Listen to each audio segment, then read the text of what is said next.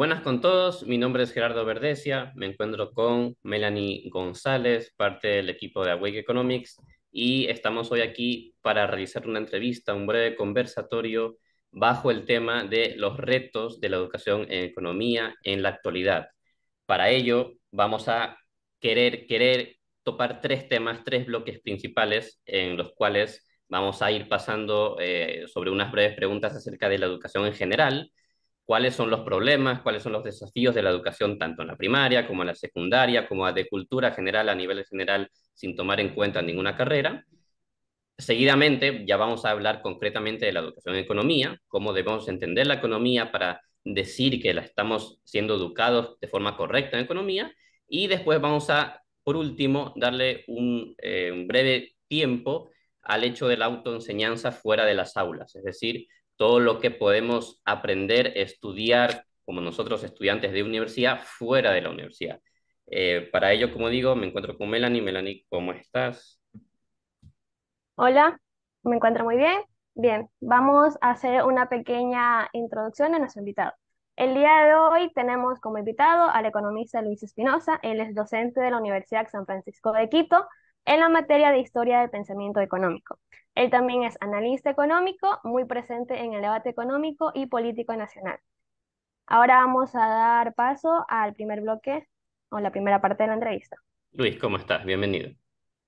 Pues encantado de estar con vosotros y creo que lo que estamos haciendo aquí es muestra de que el tercer bloque, la autoenseñanza en economía, tiene valor, ¿no? Porque es precisamente lo que vosotros, jóvenes estudiantes de economía, estéis haciendo una tarde dedicando tiempo a preguntar cosas de economía.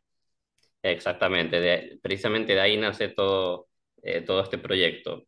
Para empezar, como te decía, para ir directo al tema del bloque uno, yo quería, antes de empezar a hablar de la carrera de economía, dedicarle tiempo a conversar un poco acerca de la educación en general, porque en sí, cuando hablamos de educación, bueno, podemos hablar de los temas concretos de economía, cómo lo entendemos, pero sobre todo esa educación en economía se debe de asentar en una base de cultura general básica, ¿no? Y aquí es donde entra la educación primaria, la educación secundaria. Por lo tanto, yo quería que nos comentes un poco, bajo tu punto de vista, cuáles son los aspectos que tú consideras esenciales para la educación en general. Es decir, aquí estoy hablando de escritura, de comprensión oral, de comprensión escrita, de capacidad de expresión, independientemente de la carrera, y cuáles son los problemas que cada uno de esos aspectos que tú consideras importantes tienen en la educación o en el modelo educativo actual. O sea, ¿por qué Bueno, tienen problemas esos aspectos? sí, Gerardo, Belani, encantado de estar con vosotros y encantado de responder a esa pregunta. Voy a empezar diciendo una cosa. A mí el tema de la educación me ha interesado mucho en el último año o en los últimos meses y he leído bastante sobre la educación y demás. Y he descubierto dos cosas. Por un lado, hay bastante escrito y hay bastante... Yo creía que era, bueno, algunos nos escandalizábamos, pero veo que hay ya muchos que están escribiendo.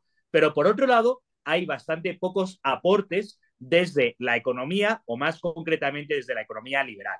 Y yo he descubierto con hasta sorpresa y escándalo de algo que debería ser muy evidente para cualquiera que sepa fundamentos básicos de economía, está ausente del debate sobre educación. Y es el gran problema de la educación a día de hoy es una ausencia de pluralidad y de libertad.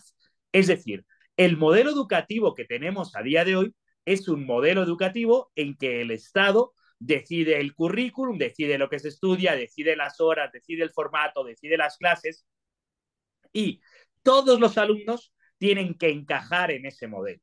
Y eso es una auténtica barbaridad. Primero, el Estado lo decide todo. Bueno, aún incluso si alguien quisiera montar una escuela privada que no sea de dinero público, sino que lo paguen los profesores, los padres en el Ecuador, las exigencias del Ministerio de Educación para que te terminen dando un título es evidentemente un camino perfectamente trazado. Y he tenido la experiencia de hablar con directores y profesores de escuelas privadas en el Ecuador y es evidentemente un camino trazado. Y el camino debería ser exactamente el contrario, darle la máxima libertad posible a los de escuelas privadas y también a los de escuelas fiscales. Es decir, también los profesores de escuela fiscal deberían tener bastante capacidad, porque al final los que conocen a sus alumnos, los que conocen su realidad, son ellos. Pero es que hay otro problema mucho más grave, y es, hablamos permanentemente de la educación. Claro, hasta definir esa educación es complicado, ¿no? Pero educación, ¿qué es? La formación de personas, la transmisión del conocimiento a las personas. Claro, las personas somos por definición increíblemente plurales y por definición cada uno somos distintos. Si estuviésemos hablando de cualquier otro mercado, sería del mercado de ropa, del mercado de comida o del mercado de libros, decir, vamos a dar la misma ropa, la misma comida, los mismos libros a todos los niños, cualquiera le diría, eso es una imbecilidad. Evidentemente hay distintos tipos de niños, hay distintas capacidades. Bueno, pues no solo es que estemos hablando de un mercado cualquiera, sino que estamos hablando del mercado donde el objeto principal son las personas. Luego, evidentemente, la pluralidad, la diversidad y la libertad para hacer esto de educar, que evidentemente es algo personal, que personal de persona a persona, a cada profesor y cada alumno, debería ser muchísimo más amplio. Y además, el modelo que tenemos a día de hoy está rotundamente fracasado. Y digo rotundamente fracasado porque los alumnos que terminan la escuela con 18 años, los que terminan ya el bachillerato, la educación secundaria, el nivel de conocimientos que tienes es francamente indeseable, francamente carente. Es decir, evidentemente tienen graves carencias, como decías, de escritura, de lectura o de comprensión, de cultura general. Pero es todavía peor. Eso es con respecto a los que terminan.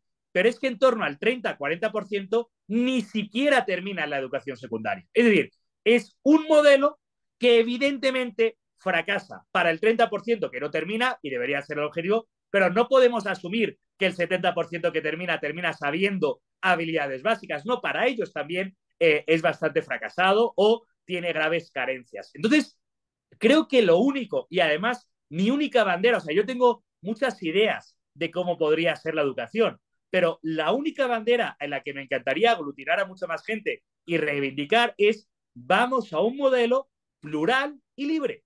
Vamos a dar el máximo grado de libertad posible a cada escuela, a cada profesor para que haga. ¿Por qué? Porque habrá niños que quieran educación centrada en ciencias y otros en humanidades. Habrá niños que requieran educación con pocas personas por aula, por muchas personas. Habrá niños que requieran educación al aire libre y educación al aula. Hay una pluralidad de niños, de modelos increíble. Vamos a probar y vamos a ver cómo encaja en cada uno y vamos a ir viendo. No podemos creer que hay una solución mágica para que todos los alumnos terminen la educación secundaria sabiendo todo.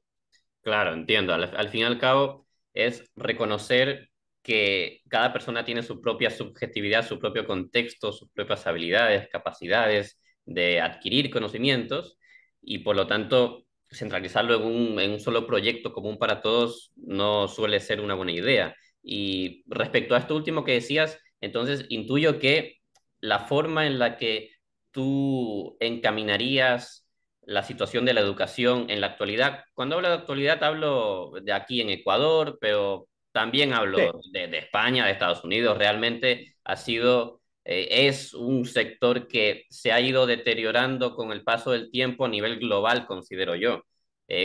Obviamente hay excepciones, que este país, este otro, pero a nivel general yo creo que es así. Es la sensación que yo tengo, incluso contándote una experiencia personal.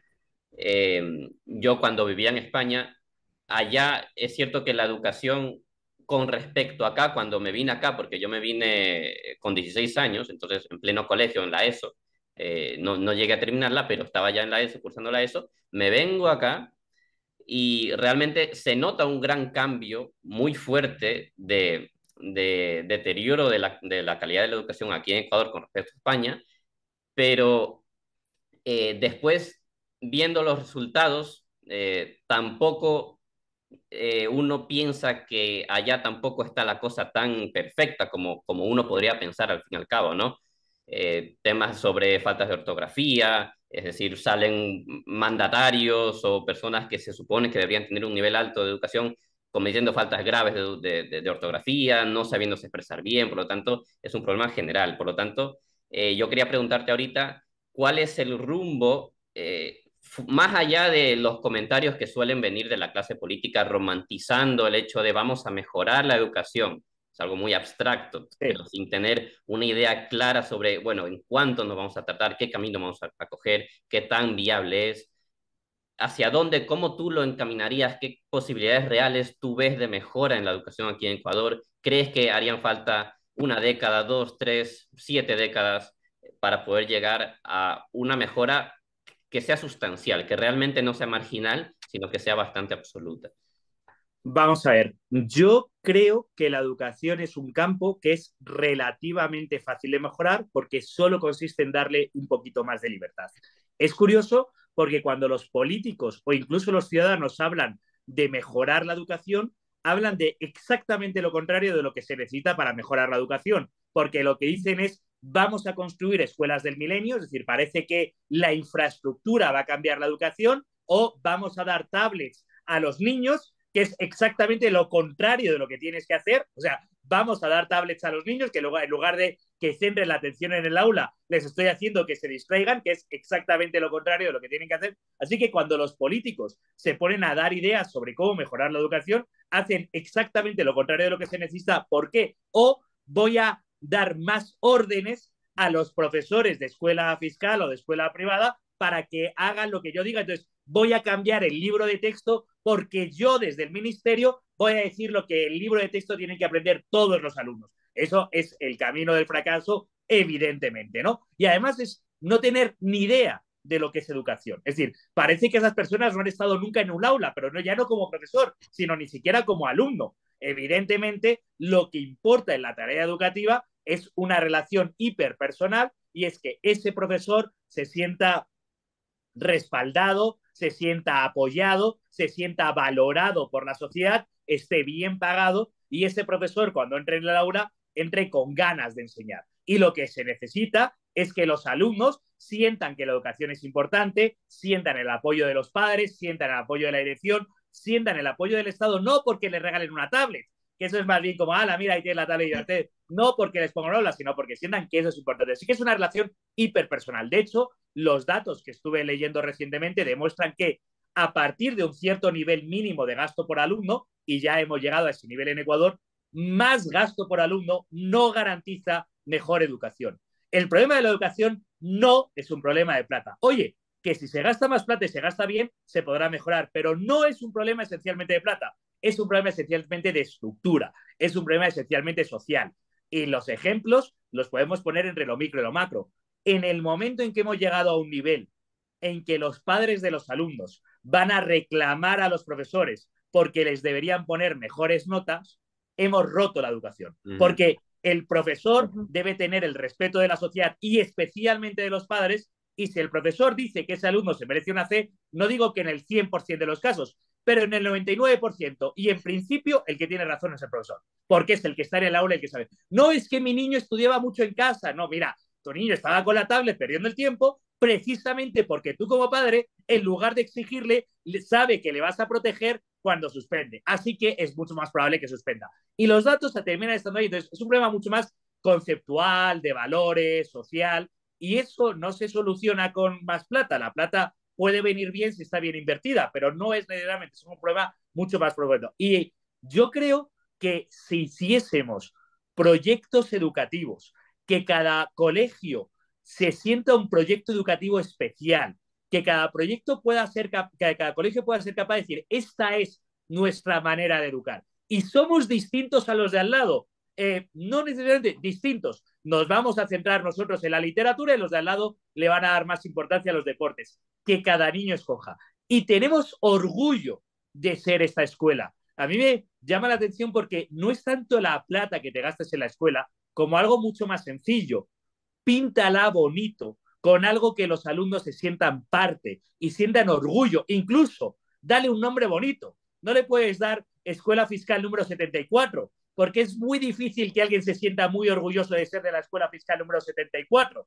Pero si le pones el nombre del barrio con orgullo del nombre del barrio, de las figuras del barrio, hasta en eso es mucho más importante el concepto que la plata. Si luego la pintas bonito y si luego es bonita, todavía mejor. Pero hay conceptos como más importantes, y creo que eso, darle libertad a los colegios, a cada proyecto educativo, y darle valor social, en esa palabra que le gusta a los profes, empoderar a los profesores, todo eso. Y todo eso no es que los profesores estén ni siquiera excesivamente mal pagados. Podrían estar mejor pagados, sí, pero no son de las profesiones peor pagadas. pero sí que no están suficientemente valorados por la sociedad.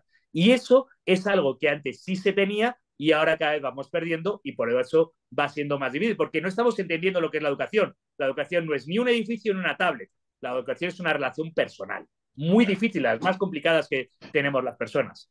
Claro, al final el dinero o la inversión monetaria, cambios muy marginales hasta cierto punto te puede conseguir, pero el problema base es más de estructura, de concepción, de cómo las personas entienden incluso qué importancia le dan dentro de la formación de sus hijos y de las personas mismas. Entonces, bueno. Y voy a decir algo, Gerardo, quizás si pasando ya a la educación superior, voy a decir algo que en positivo. Cuando a mí me preguntan en España cómo es ser profesor en Ecuador, yo señalo muy habitualmente que en Ecuador gran parte de mis alumnos son primera generación de universitarios. Y en ese sentido, gran parte de los alumnos universitarios de Ecuador le dan valor a la educación universitaria en Ecuador, porque el mero hecho de acceder a la universidad es una oportunidad que las generaciones anteriores, sus padres, sus abuelos, especialmente en el caso de las mujeres, las madres o las abuelas, no habían tenido. Y la tienen y la aprovechan. En España, en Estados Unidos y en Europa ya no es primera generación de universitarios, eso es muy extraño, suele ser segunda, tercera o cuarta, y en cierto modo hay una cierta concepción social de que tienes derecho, y lo pongo entre comillas, al título universitario. Y hay una cierta concepción de que, bueno, yo voy a aprobar o tengo que aprobar o me tienen que aprobar, ¿no? Entonces, no le dan tanto valor. En el caso de la universidad en Ecuador, que es primera generación de universitarios, en muchos casos sí le da mucho valor a la universidad y los alumnos sí que se esfuerzan por ello. Y en el caso de la educación universitaria en Ecuador, es bastante inconcebible, al menos a mí no me ha ocurrido en 11 años estando aquí, que los padres vengan a reclamar o que los padres reclamen. En el caso de la educación universitaria en Ecuador, sí ocurre lo contrario. Sí ocurre que los padres les dicen a los alumnos: ¿cómo eres tan gañano, tan vago de no haber estudiado para esta asignatura? Te tienes que esforzar el doble para estudiar porque tienes la oportunidad de estudiar en la universidad, es tu responsabilidad aprobar y estudiar. Y ese es el mensaje que en el caso de la educación superior sí transmiten las familias y eso tiene consecuencias como los alumnos. Estoy orgulloso de ser la primera generación de universitarios, pero tengo que esforzarme mucho para estar a la altura de las expectativas que han puesto. Y eso claro que mejora la educación, porque la educación es siempre un proyecto personal. No te educan, no te dan educando, como diría Nikito. No, te educas y recibes la educación con tu propio esfuerzo. Claro, comprendo. Entonces, ya planteados las opiniones, los aspectos sobre la educación en general, ahora sí vamos a empezar a hablar acerca de la economía. Es decir, la materia económica es extremadamente subjetiva. Uno puede escuchar distintos economistas decir cosas contrarias sobre prácticamente cualquier aspecto, incluso sobre los aspectos que se supone que ya están completamente entendidos y hay un consenso general, siempre va a salir alguien diciendo lo contrario y ese alguien va a tener una cierta atención de las personas, ¿no? No, a lo mejor eso no ocurre tanto con otras materias, ¿no? Como si viniera alguien a decir que la Tierra es plana, pero en economía pasa y pasa más seguido. Por lo tanto, le voy a dar aquí la palabra a Melanie para que te plantee la primera pregunta que tenemos sobre este segundo bloque. Bien, para esta segunda pregunta nos vamos a enfocar en el ámbito ya de la carrera de economía, ¿no? Una parte que usted mencionó fue que muchas veces los profesores tienden a perder, cuando no se sienten valorados, pues tienden a no dar el 100% al momento de su hora de clase. Y más cuando tienen esta marca, por así decirlo, o el camino, o no se sienten totalmente libres para poder dar al 100% su materia, ¿no?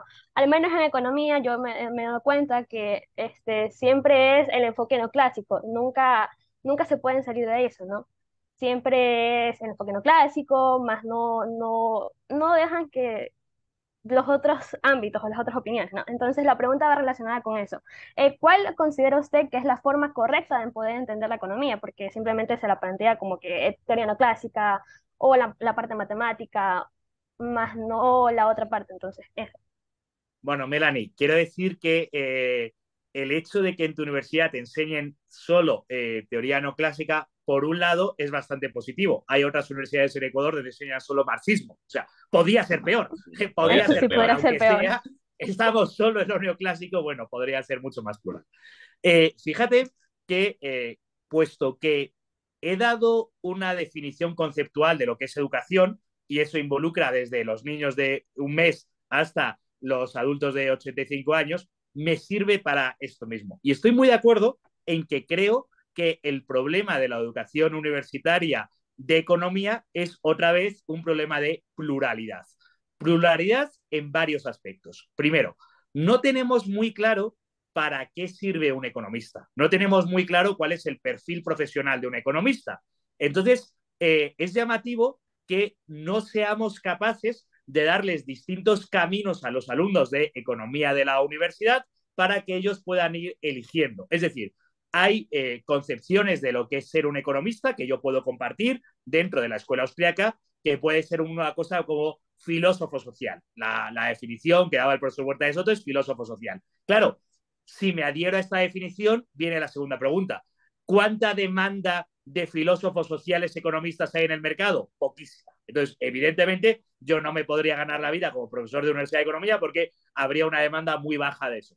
También hay economistas que profesionalmente trabajan en las empresas, casi como administradores de empresas, también se demanda para eso. Hay algunos que trabajan para el Estado, otros que hacen análisis económico, algunos pocos que hacen algo que podríamos llamar análisis de coyuntura. Por ejemplo, previamente hemos estado hablando del IEP, donde hay algunos economistas haciendo análisis de coyuntura y no es tan extraño y es bastante habitual. Entonces, creo que es muy importante que, primero, con respecto a cuál es el motivo o la finalidad de estudiar economía en la universidad, tenemos que ser plurales, porque no solo hay uno, no todos nuestros alumnos van a hacer lo mismo, pero ojo, este es un problema que ocurre en casi todas las carreras de universidad. En primer lugar, casi la mitad de los alumnos o la mitad de los alumnos que terminan una carrera universitaria no terminan trabajando de lo que tiene que ver con su carrera universitaria.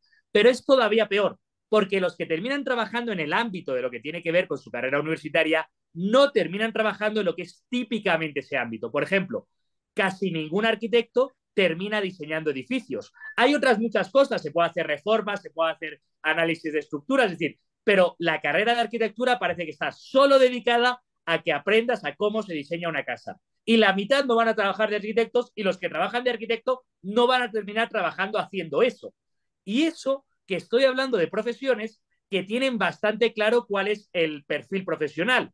En economía, que ni siquiera tenemos muy claro el perfil profesional, los alumnos egresados de economía terminan trabajando de muchas cosas.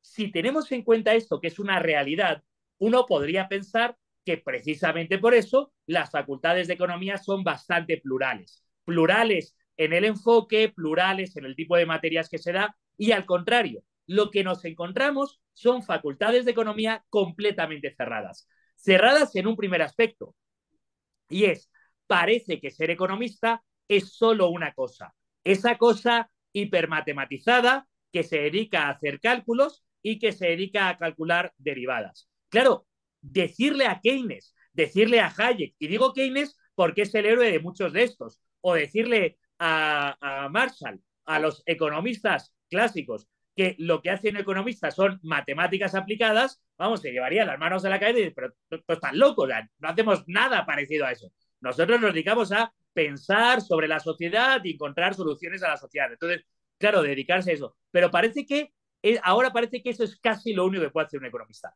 Y efectivamente tenemos muchas ramas de la economía. Por un lado tenemos una economía matematizada, que es casi la única manera que se le explica a los jóvenes que se puede ser economista. Han tomado las facultades de economía, han tomado los papers de economía y a día de hoy casi todos los papers de economía que se publican con un modelo hipermatematizado.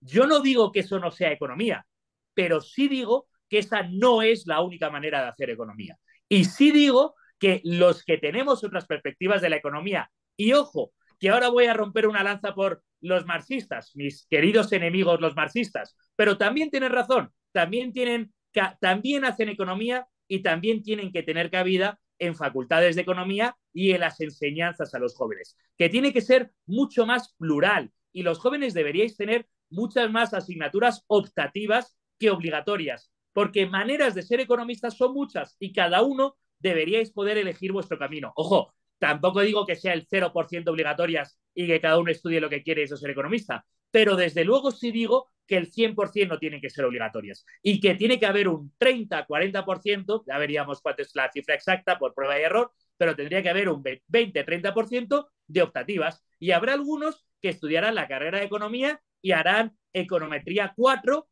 y serán muy felices siendo expertos matemáticos. Y habrá otros que estudiarán la carrera de economía y harán historia del pensamiento económico 3 y serán muy felices teniendo una perspectiva mucho más amplia de la economía. Y habrá otros que estudiarán contabilidad 2 o contabilidad 3 porque tendrán una perspectiva de la economía empresarial.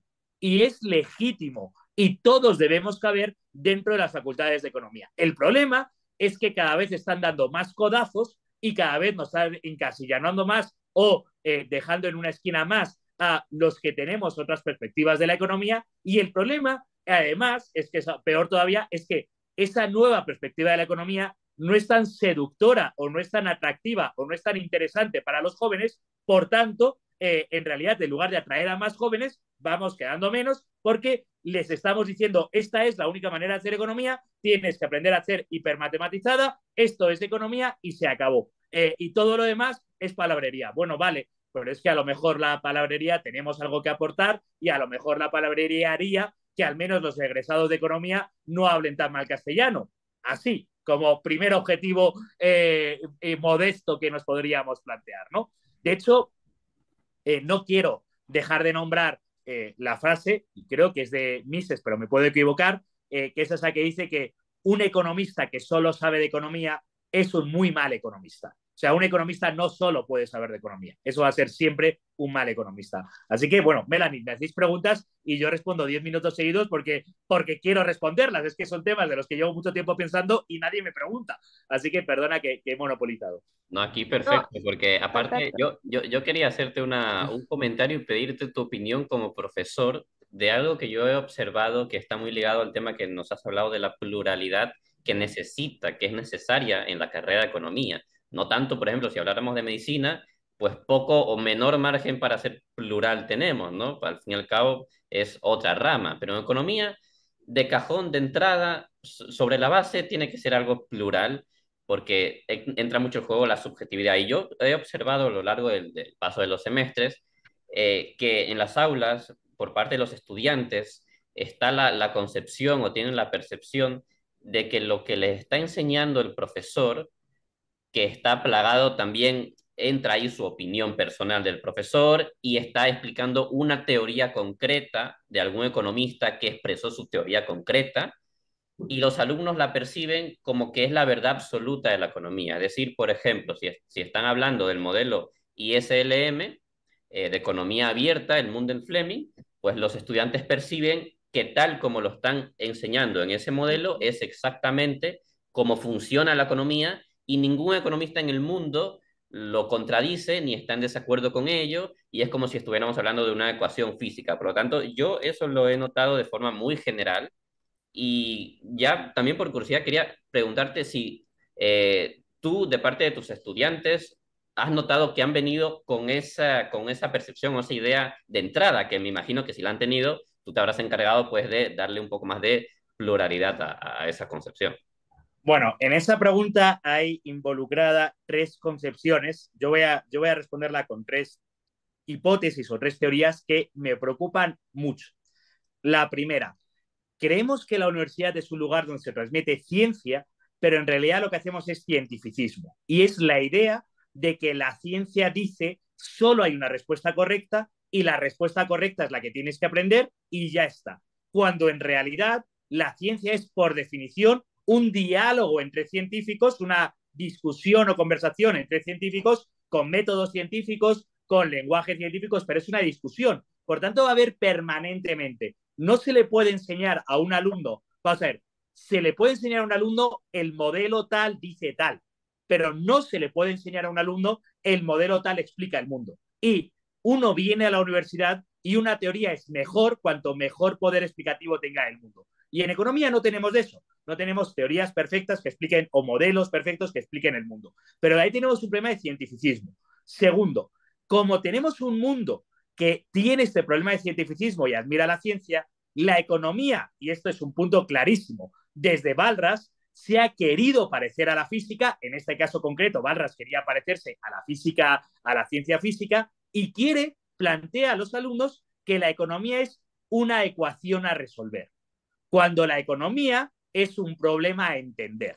Es decir, yo primero tengo que intentar comprender, mejor comprender que entender, comprender cómo funciona el sistema económico, la sociedad, el mercado, las interacciones, la coordinación humana, la elección, todo eso, el dinero, todo eso que estudiamos los economistas, primero tengo que intentar comprenderlo. Y en esa comprensión no hay una respuesta correcta. Sin embargo, si reduzco la economía a una ecuación a resolver, entonces la respuesta adecuada es 27,48.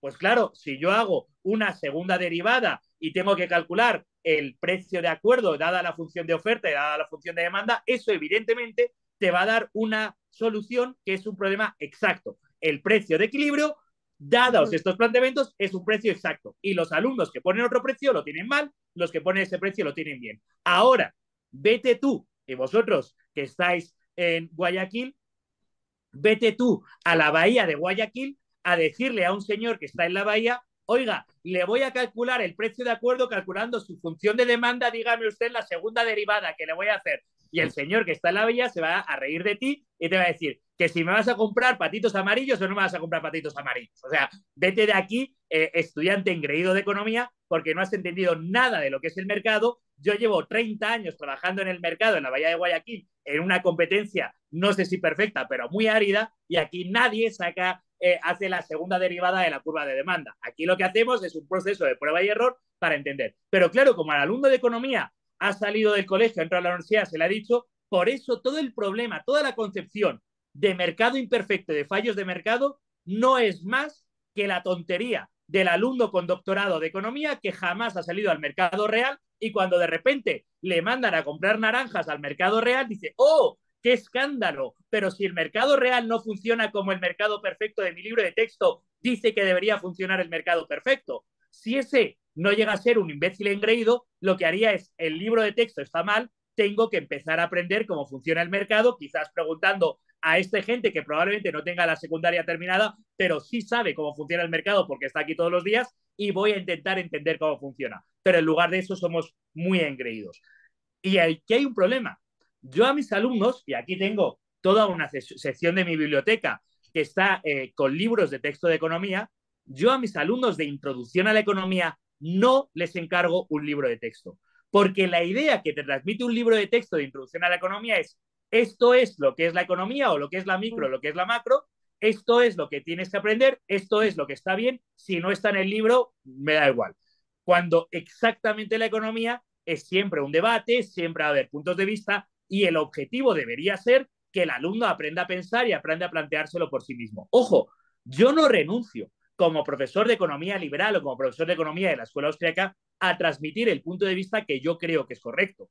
Pero no les digo a los alumnos que mi punto de vista es el único que existe, es el que yo creo que es correcto, pero no el único que existe. Hay otras perspectivas de hacer economía, hay otras opiniones sobre economía y la economía debemos plantearla no como una ciencia matemática con una única respuesta adecuada, sino como una ciencia dialéctica, con una conversación permanente, una argumentación permanente. Si la economía es una ciencia dialéctica, los alumnos de economía deberían aprender no solo matemáticas, sino deberían aprender oratoria, argumentación, porque es la manera de crecer en una ciencia dialéctica. Claro, de transmitir las ideas. Y precisamente esto ya lo relacionamos con nuestro tercer bloque, con la última cuestión que te queremos plantear, que es precisamente sobre la autoenseñanza o la autoeducación que los estudiantes de economía podrían querer darse a sí mismos.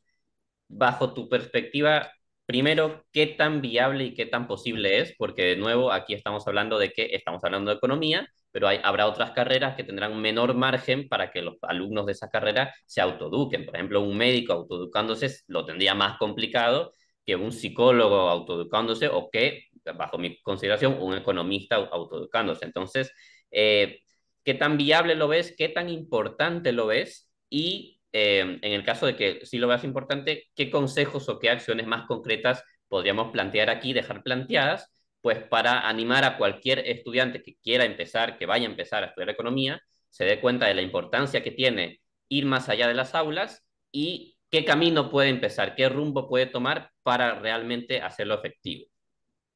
Muy interesante. Vamos a ver. Si, querido joven, querida joven, si nos has escuchado hasta aquí, lo más probable es que seas estudiante de economía o te interesa la economía y a lo mejor te sientes víctima porque solo te enseñan una perspectiva, porque solo hay una perspectiva. Bueno, lo siento, pero eso es un adulto o un adulto y ya no eres una víctima. Ahora es tu responsabilidad como persona adulta tomar acción sobre esto. Y probablemente no vayas a cambiar ni las opiniones de tus profesores, ni el pensum de tu universidad, que es el que es, y eso está lo que está. Podrás intentarlo, mucho ánimo, es casi imposible que lo logres. ¿Eso quiere decir que no puedes hacer nada? No, eso quiere decir que tienes la responsabilidad, sí, de estudiar lo que te mandan los profesores para al menos poder criticarlo y al menos poder tener esa perspectiva, pero tú tienes que ser muy consciente de que esa no es la única perspectiva y que la responsabilidad de aprender distintas perspectivas no recae sobre tu universidad o sobre tus profesores, recae sobre ti. Y a partir de ahí se te abre un mundo fascinante.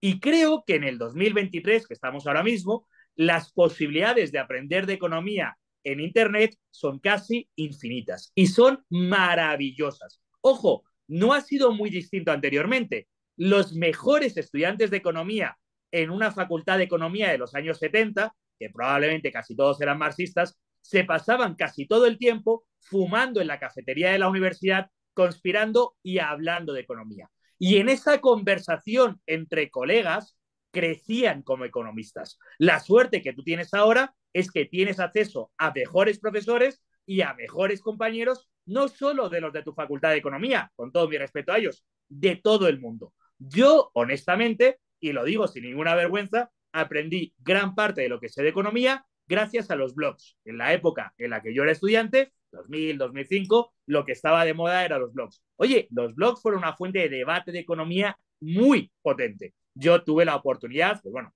ahora me puedo acordar de algunos, Peter Bottke, Pete Taking Higher Seriously, economistas, Brian Kaplan de primer nivel, premios Nobel que tenían su blog y yo lo leía, bueno, aprendía mucho en esos blogs, no era muy útil. Pero tú ahora tienes cosas mucho mejores que los blogs. Tú a día de hoy tienes canales de YouTube donde tienes acceso a los mejores economistas del mundo. Te puedo nombrar Dani Fernández, Juan Ramón Rayo, bueno, más, etcétera, etcétera, etcétera, ¿no? En español y en inglés, porque esto ni siquiera es 2015, que a lo mejor había mucho en inglés y poco en español. En inglés, por supuesto, tienes Marginal Revolution University, una universidad entera con cursos enteros online, tienes todos los recursos del CATE, todos los recursos de la Universidad Francisco Marroquín, y evidentemente estoy nombrando los que tienen una tendencia más liberal, que son los que yo sigo y a los que a mí más me interesan. Pero los recursos en YouTube son casi infinitos. Tienes Twitter, donde la conversación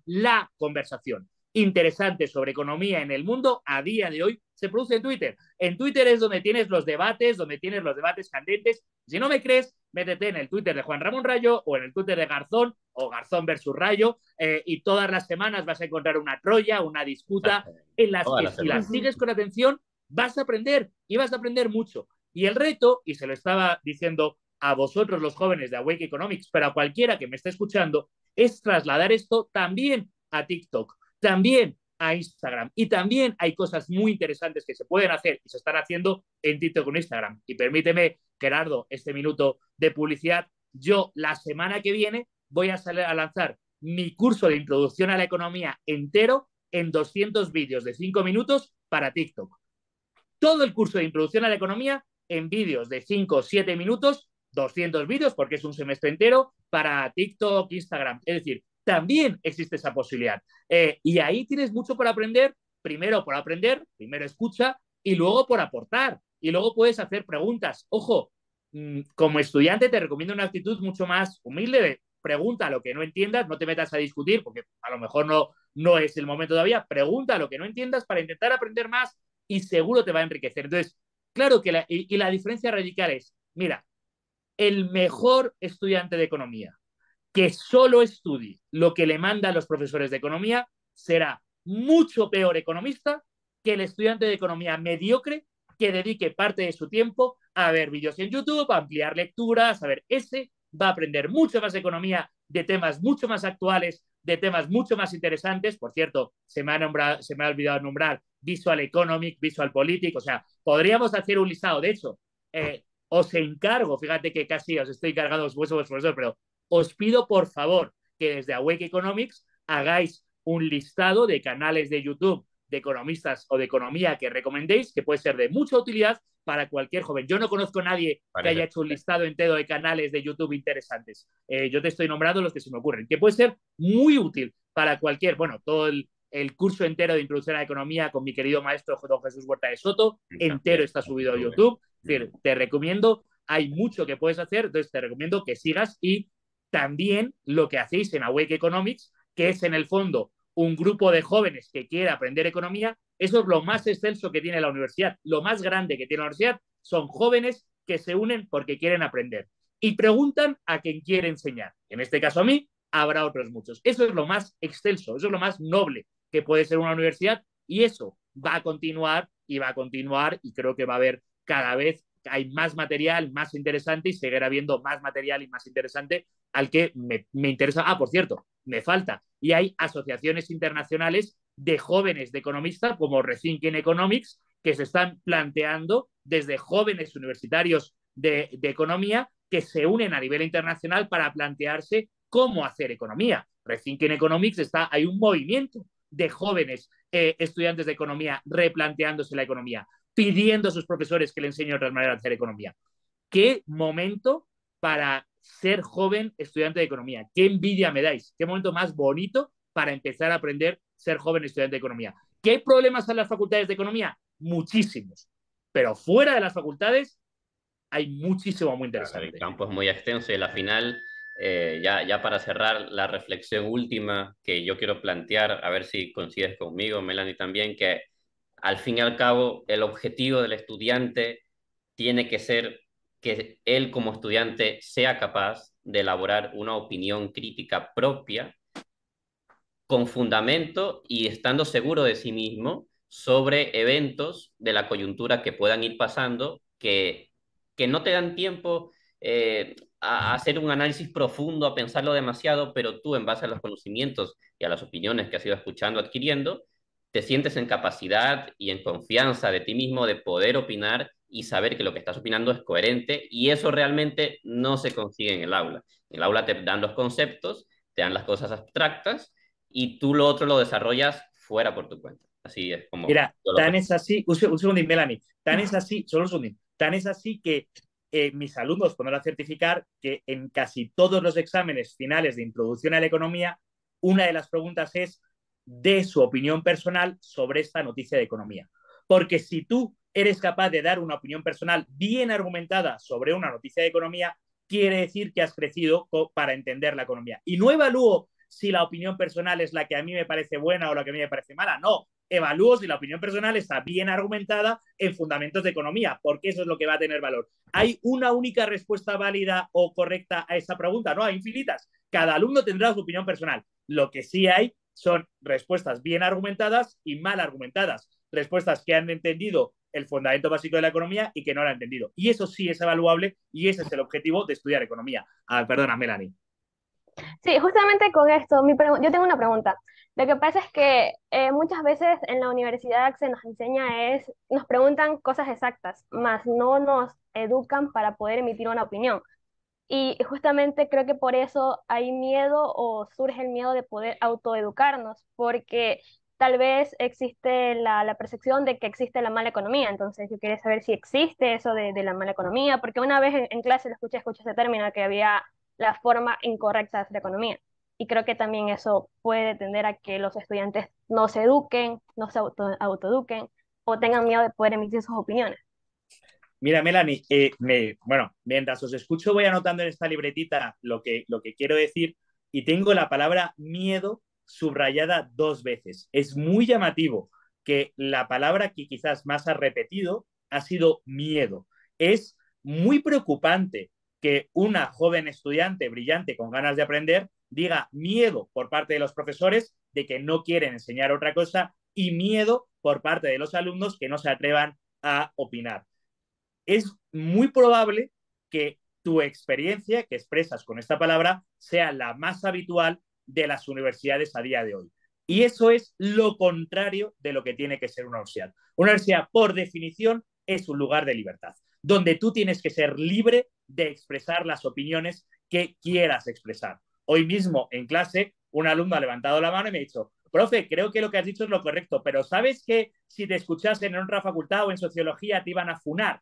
He dicho: ¿tú de verdad crees que yo puedo ser un buen profesor si tengo miedo de que los alumnos me van a funar? Que además es una expresión tan horrible, ¿no? Pero que todos entendéis. Que los alumnos me van a funar y que yo voy a poder enseñarte bien a ti si cada vez que vengo a clase voy a tener miedo de lo que voy a tener que decir. Hombre, entonces, si el reino de la universidad es el reino del miedo, de, oh no, eso no se puede decir, en lugar del reino de la libertad académica, o sí, eso que has dicho, qué interesante, argumentalo, eso sí, argumentalo, o sí, qué interesante, razónalo, o sí, qué interesante, explícalo, y yo, desde el otro punto de vista, te contraargumento, te contraexplico, te contrarrazono, y en esa conversación construimos conocimiento. Si en lugar de crear de la universidad un lugar, un templo de la libertad, generamos una cueva del miedo, que es la palabra que has expresado varias veces, y ojo, que es la palabra que yo creo que gran parte de los profesores de universidad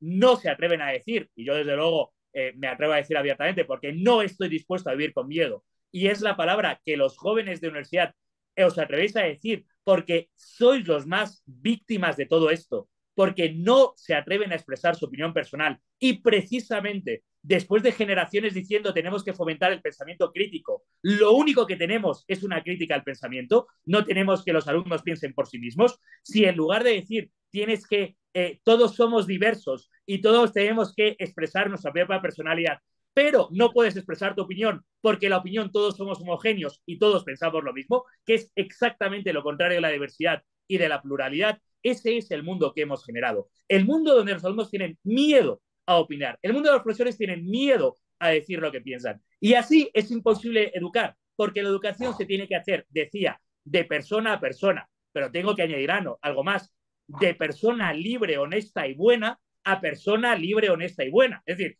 no es solo de persona a persona, tienes que ser libre para expresar, tienes que ser honesto y tienes que ser bueno para tener empatía y querer transmitir al otro.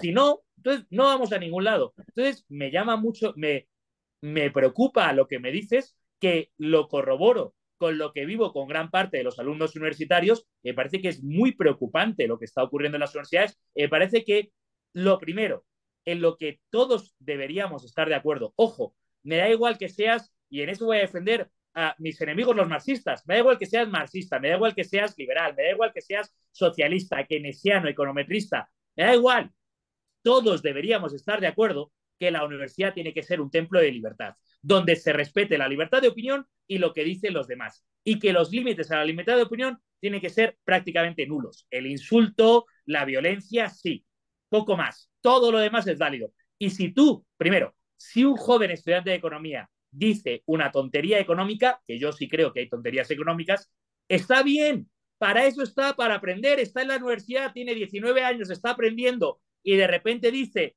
que es mejor si que los precios los tiene que decidir el Estado porque tiene que determinar los precios, está bien que lo diga. Para eso estoy yo como profesor de economía y coger el libro ahí de 4.000 años de determinación de precios y decirle: hey, joven, quizás no conozcas este estudio de 4.000 años y quizás te convenga, está bien. Y si el profesor quiere decir una opinión controvertida, la que le dé la gana, está bien que la diga, y los alumnos tienen derecho a decirle lo contrario y tienen derecho a establecer un diálogo respetuoso, una conversación respetuosa donde no haya insultos. El profesor no puede decir sí porque yo lo digo, ya basta. El profesor te dice: pues qué interesante, pero vamos a seguir avanzando, ya está. Tiene que ser, porque si no tenemos eso, no va a haber educación posible. Y por desgracia, Melanie, creo que las preguntas, la palabra miedo ha salido tantas veces que es evidente que tenemos un problema grave. Exactamente. Y bueno, yo creo que ha quedado un conversatorio muy enriquecedor, muy positivo, sobre todo para los estudiantes, para el público al que estamos apuntando y sobre todo para los estudiantes que estén iniciando y que todavía tienen la oportunidad en los primeros semestres, en el momento en donde la vida del estudiante gira más en torno a estudiar, más que a tener otras responsabilidades eh, familiares, me refiero a formar una familia, a conseguir un trabajo, tienen la oportunidad, están en contexto adecuado para tomar la oportunidad y pues darle a su educación personal la importancia en su vida que se merece y en los tiempos que deben de ser, ¿no? Porque comentábamos antes al inicio que conforme va avanzando la vida, el tiempo se va limitando e incluso las ganas de educarse se van diluyendo y Eso es. se forma la persona con un menor nivel de educación. Por lo tanto, de parte mía, de parte de Melanie, de parte de Awake en general, te agradecemos muchísimo esta conversación. Pero una pregunta, ¿crees que ha quedado lo suficientemente bien para que luego nos quieran funar a nosotros o no lo vamos a lograr? Habrá que ver, pero como mínimo, totalmente enriquecedora y dando opiniones que yo considero que son muy positivas para el entorno de la educación nacional e internacional en general, tanto economía como en cualquier carrera, yo creo que se ha quedado. Por lo tanto, de nuevo, te agradezco mucho y esperamos poder Encantado. contar contigo en el futuro para cualquier otro tema, cualquier otra revisión que se nos Sabes venga. bien, Gerardo, que desde la primera vez que os presentaste lo de Awake, todo lo que me habéis pedido, yo estoy encantado porque digo, yo creo que esto es lo más exceso de la universidad y yo, mi labor como profesor, aunque evidentemente no me pagáis por nada de esto, pero mi vocación como profesor es esto. Los jóvenes que quieren aprender, transmitirles el conocimiento que yo pueda haber adquirido. Y eso es lo más excelso. Yo encantado de colaborar con vosotros y enhorabuena por todo el trabajo que estáis haciendo y animar a los jóvenes que quieran incorporarse a Wake que se pongan en contacto con vosotros. Si no se han funado y no desaparecemos después de esto. Listo. Muchas gracias, Luis. Entonces, Muchas gracias. nos vemos en la próxima. Gracias.